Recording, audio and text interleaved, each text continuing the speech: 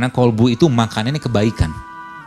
Ya, ada orang baperan terus gitu kan, atau mungkin betean terus. Kalau kayak begitu, coba ajak dia datang ke panti asuhan, ajak dia bersedekah, nanti kan baik seperti itu hatinya pelan-pelan. Datang ke kajian seperti itu. Ya, jadi makanan kolbu itu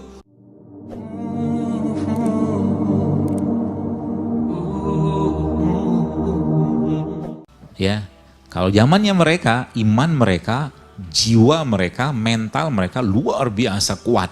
Raganya mereka mungkin kecil. Kalau kita zaman sekarang, raganya lemah, imannya pun lemah. Maka berjihadlah, tanda kutip, untuk melakukan sesuatu yang sulit. Contoh apa? Bangun malam itu sulit. Betul? Tapi kalau kita nggak paksain, maka seluruh sahabat-sahabat itu kalau mereka mau perang, tidak boleh ada satupun yang tidak sholat malam. Dan jangan maksiat. Pasti dimenangkan Allah. Kata kuncinya kan begitu kan? Gitu kan. Jadi, dan mereka orang-orang yang tidak berlebihan dalam urusan makanan. Ya, memang nggak boleh berlebihan. Makan secukupnya lah. Kurma ya sehat, tapi sehari makan kurma sekilo, 2 kilo ya kena diabetes juga kan. Nggak boleh berlebihan. Ya, semua yang berlebihan pasti bermasalah. Jadi tapi kalau kita makan dalam secukupnya dan iman kita itu menjadi tolak ukurnya. Iman kita menjadi tolak ukurnya. Kata Nabi apa?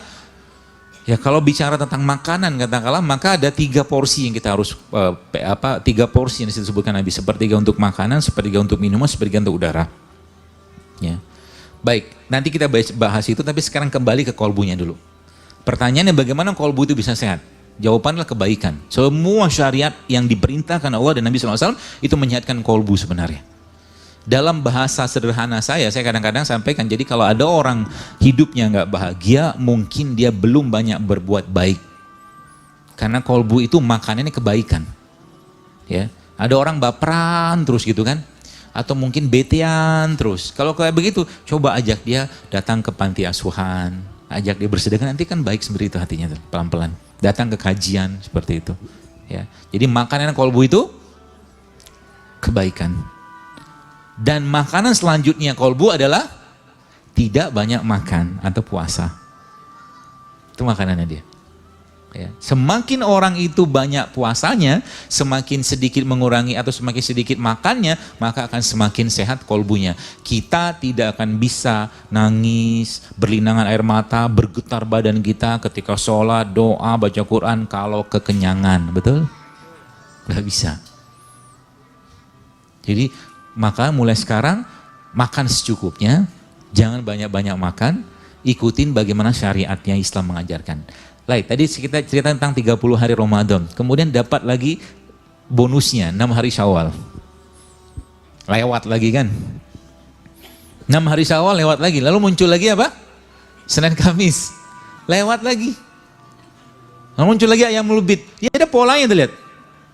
30 hari, 6 hari, kemudian 2 hari, segala macam. Bahkan termasuk refreshing sel-sel lambung kita itu terjadi pada 3-5 hari. Maka ada puasa Senin Kamis sebenarnya. Refreshing. Jadi renewal gitu kan, diperbaharui. Makanya kalau kita ikutin itu aja, lihat. Puasa Senin Kamis. Terus kan Nabi sampaikan lagi, misalkan 3 bulan. Nabi pernah menyaksikan kepada Abu Hurairah, saya itu berpuasalah pada 13, 14, 15. 13, 14, 15. Kata Nabi gitu kan.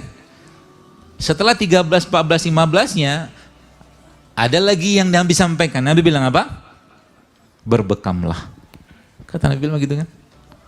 Dan bekam itu ada sebuah hadis yang Nabi katakan, waktu beliau Mi'raj, kata Nabi SAW, aku melewati sekumpulan malaikat di langit itu, dan tidaklah malaikat-malaikat itu mengatakan kepada Muhammad SAW, padaku kata Rasulullah, melainkan mereka berkata, ya Muhammad mur ummatika bil hijamah.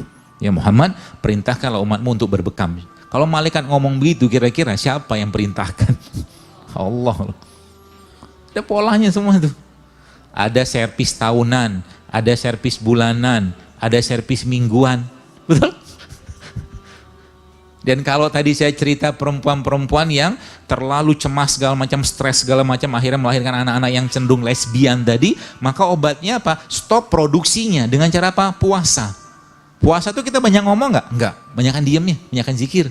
Dan itu cara yang paling baik untuk menghentikan produksi hormon cemas. Maka kalau pengen hamil, jangan banyak omong. Ada hubungannya? ada. Karena apa yang kita lihat, apa yang kita dengar, apa yang kita rasakan, apa yang kita makan, apa yang kita minum mempengaruhi diet atau badan kita. Gitu loh.